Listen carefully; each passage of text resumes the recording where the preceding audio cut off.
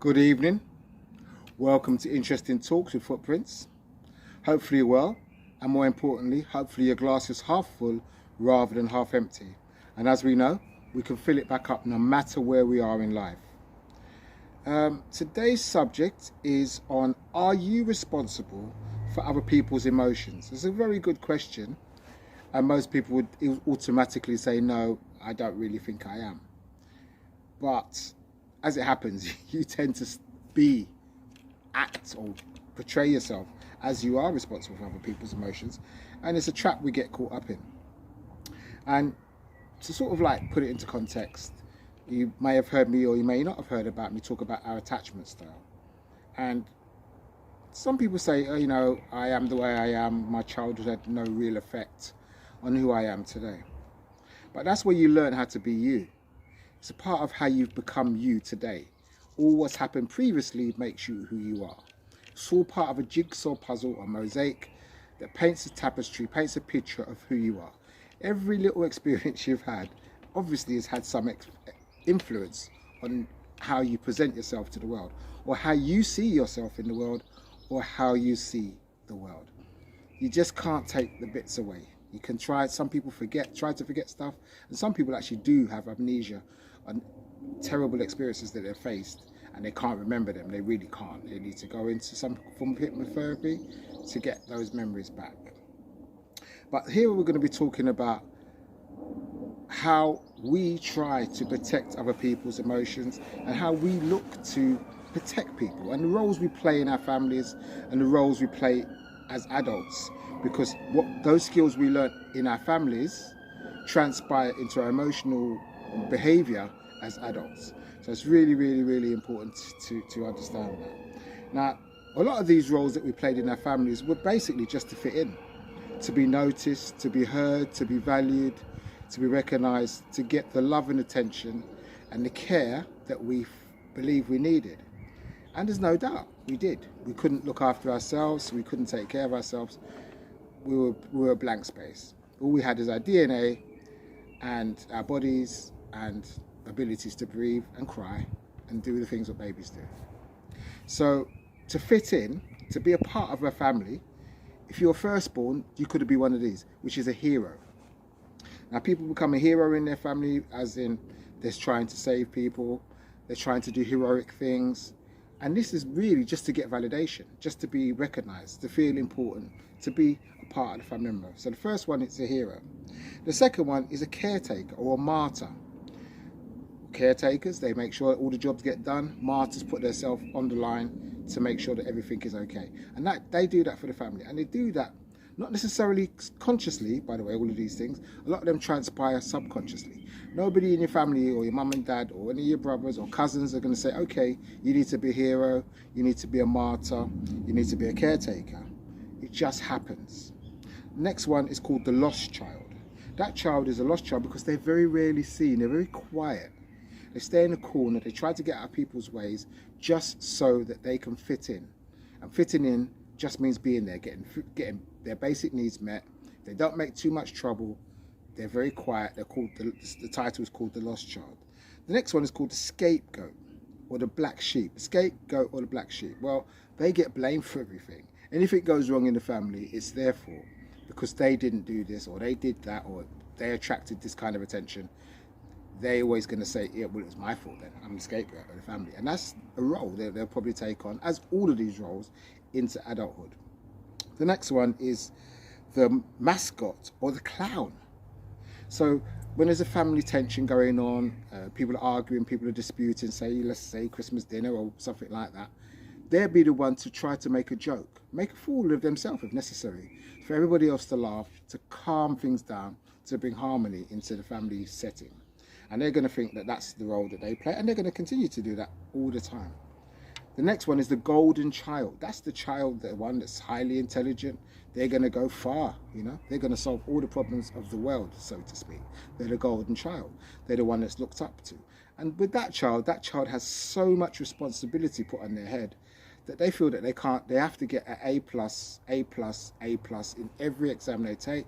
They have to be the fastest sprinter, the number one rower, the number one fencer, the number one orator, best at basketball, best at football, they're a golden child. That's what's expected of a golden child.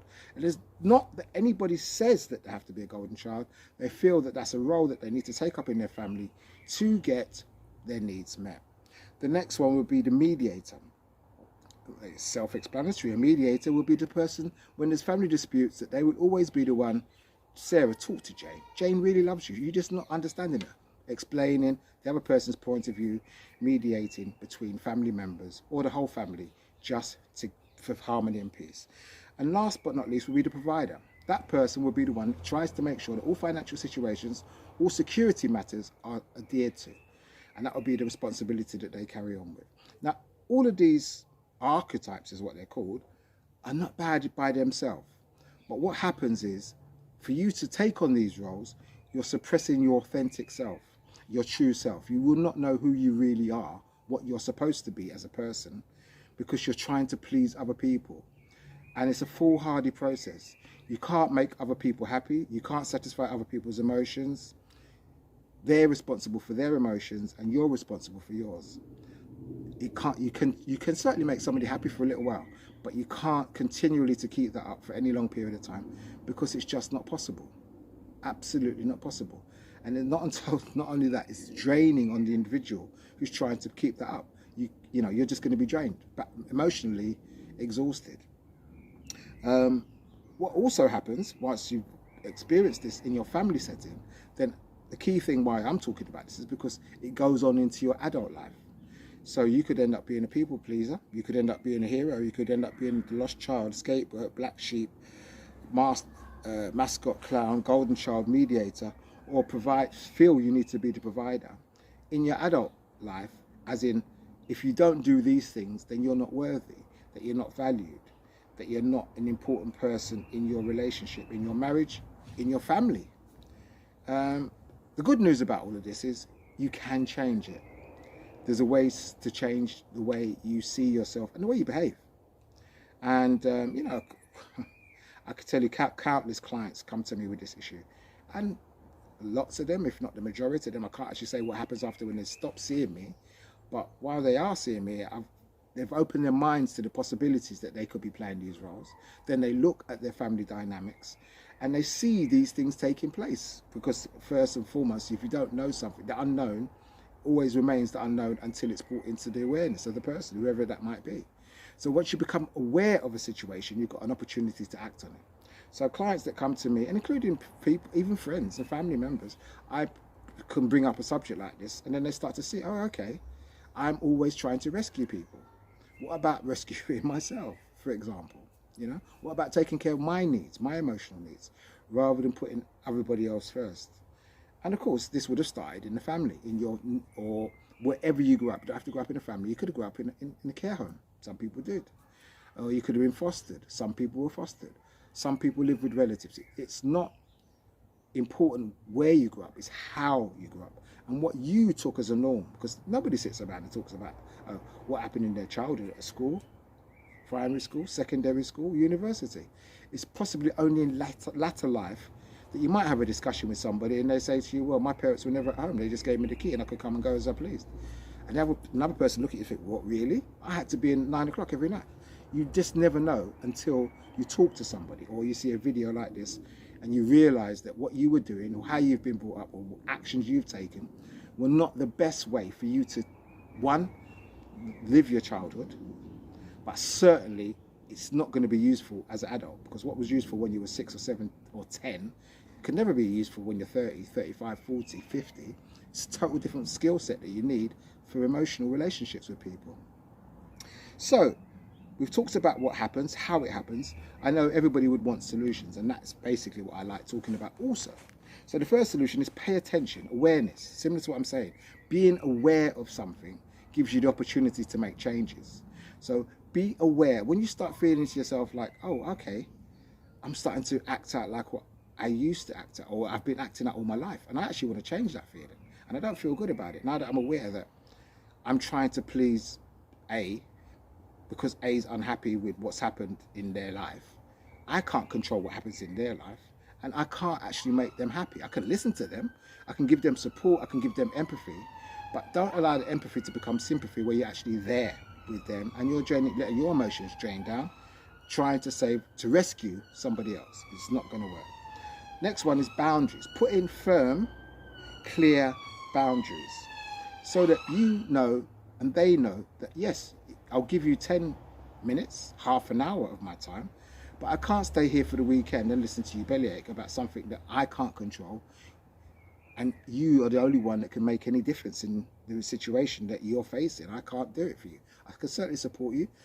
I'll listen to you. I might even give you advice, but I can't sit here and wallow with you, because that's not my job anymore. I've come to the conclusion that by aiding and abetting you in these situations time and time again is not helping you to grow, and it's physically and mentally draining on me.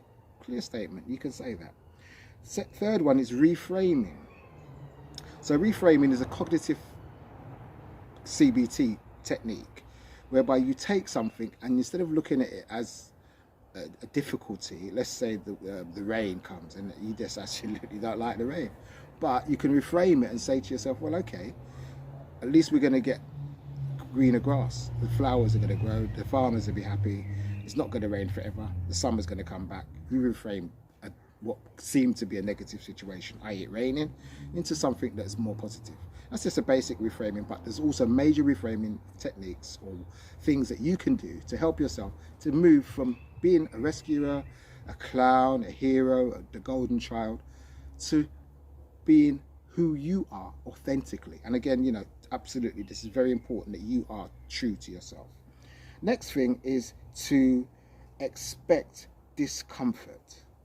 It's not going to be easy to change from how you've always been to how you want to be now through changing your attachment style, basically, or your archetypal self of pleasing other people, trying to help situations that you have no responsibility for. You're responsible for your emotions and not other people's emotions. It's very clear.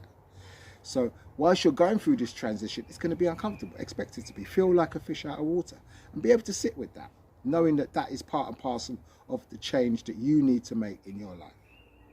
So do leave comments. Tell me what you think about this video and who are you in your family, or who are you in your family? Are you the rescuer? Are you the hero? Are you the caretaker? Are you the scapegoat? Mascot, clown, mediator, or provider? Or do you see this in your siblings? Or do you see it in your parents?